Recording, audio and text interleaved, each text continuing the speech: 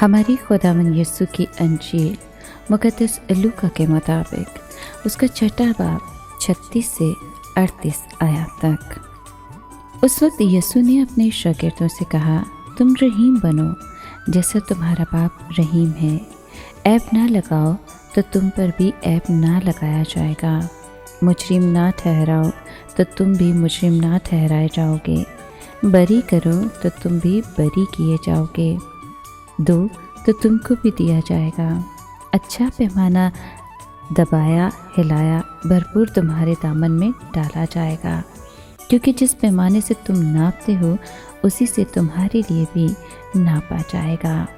पाक कलाम के पढ़े और सुने जाने पर खुदावंद की बरकत हो, खुदा का शुक्र हो।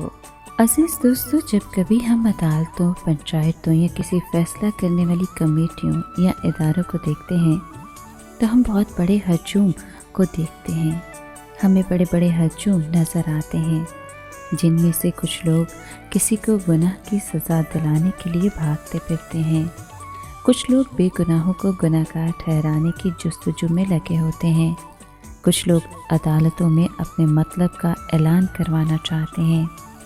ऐसे माहौल में इंसाफ कहाँ मिलेगा? हर कोई अपनी झोली में पत्थर लिए फिरता है।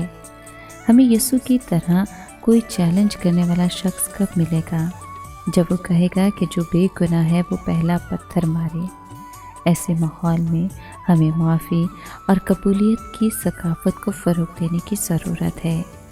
ए माफ़ करने वाले खुदा, तो मुझे याद दिलाता है कि मैं अपने गुनाह पर नज़र करूं और एक दूसरे को माफ़ करने का एहसास अपने दिल में पैदा करूं। मुझे माफ़ करना सिखा ताकि मैं भी तेरे पीछे चल सकूं। आमीन।